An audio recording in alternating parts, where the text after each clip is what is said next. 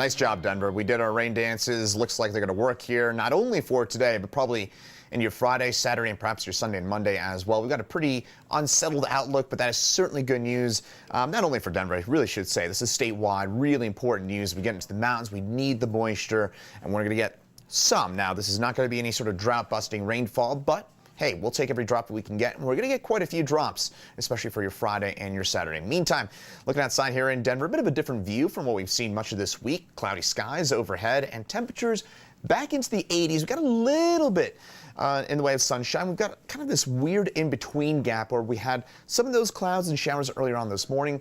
Those have scooted on out of here, and behind it, that's the more active weather, what you're seeing across central and western Colorado. That is what's going to lead to our more active weather patterns we get over the next not only few hours, but also the next couple of days. Now, we could see a few stronger storms in the far eastern plains of Colorado. The further east you go, generally speaking, the better your chances for a strong to severe thunderstorm. I would say this, if you are maybe planning on larger hail, it's always a good idea here in Colorado. You know this if you've lived here for any period of time. It's always a good idea to have the car in the garage, but today does not look to be, again, not look to be a big hail day. It looks to be mainly a damaging wind threat, and again, some needed rainfall. And as always, watch out for that cloud to ground lightning. So we will see some of those showers and storms. Look at that right along I-70 and on north, and then we'll see a cluster of storms in the eastern plains of Colorado as well, and that'll eventually move its way off to the east along I-70, moving its way into Kansas and Nebraska. We'll also see a few storms pop on up for far northern Colorado as well. That would be Larimer and Weld counties, where we could see some of those storms perhaps hang on through the overnight time frame. I-76 on north will have the best chance.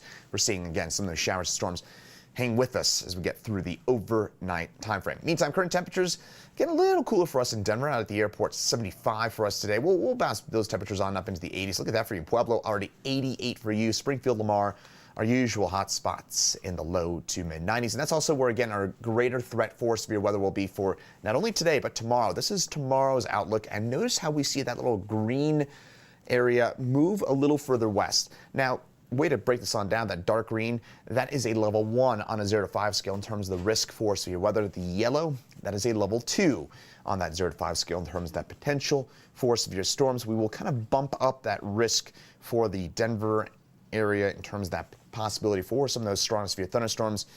Watch out for mainly damaging winds, but could see some larger hailstones pop on up for us as well. So again, tomorrow afternoon, we'll see those shower storms. One thing to watch for is these storms tomorrow will be probably a little earlier than what we're expecting today. Today's storms probably more in that 3 to 6, 4 to 7 p.m. time window. Tomorrow's maybe closer to noon, 1, 2, 3 o'clock where you see those shower storms in around the Denver area. So you got that, it's Friday, maybe you got that early happy hour plan or something outdoors planned for your Friday afternoon, Friday evening.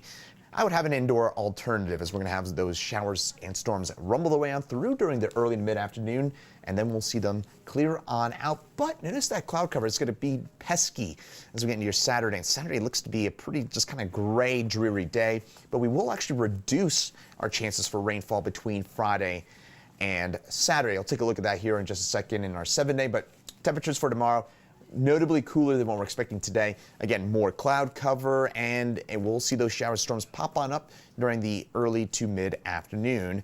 And by Saturday, we'll see a fair bit of cloud cover, afternoon showers and storms. But as I mentioned a few seconds ago, I do think we'll see actually a greater chance for rainfall today and tomorrow than on Saturday in the Denver and Front Range area. If you're doing some hiking, though, on Saturday, it does look to be pretty stormy, pretty unsettled.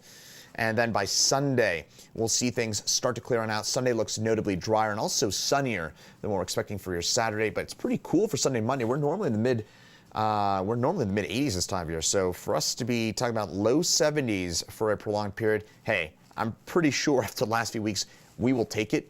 But just keep that in mind that we're going to be looking at those temperatures on the cooler side of average for a fairly lengthy spell. And by the way, fun fact, and I'm only saying this because I'm a total nerd, this will probably keep us from having a top 5 warmest June on record. Right now, we're actually in a position to have a top 5 warmest June on record. We'd be, I believe, at number 4 right now.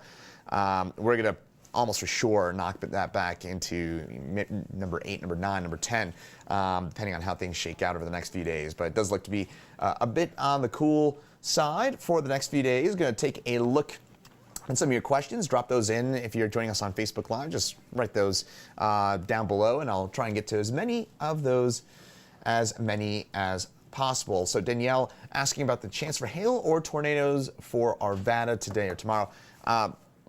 I would say this, that certainly today looks to be a lower hail risk than what we normally see in Colorado. Normally when we see severe weather in Colorado, there's usually some sort of a hail risk attached to it. And today is not different. There's always, I would say it's pretty rare that we have a zero hail risk with any shower or thunderstorm here in Colorado. But today's looks notably lower.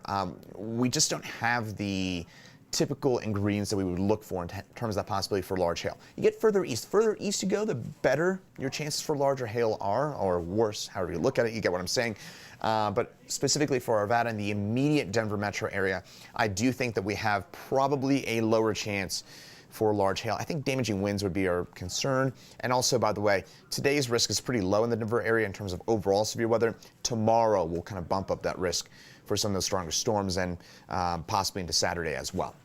Taking a look at some of these other questions. Noah saying that rain is Menudo weather. I would certainly agree with that. That is a good comment. Hello to Einar from Norway. And taking a look at any other comments that we might have. And of course, drop those in the comment section below. Does not look like we got any more of those, but definitely appreciate all of you watching. Thanks for joining us here on 9 News Watch, and stay dry out there for the rest of your day.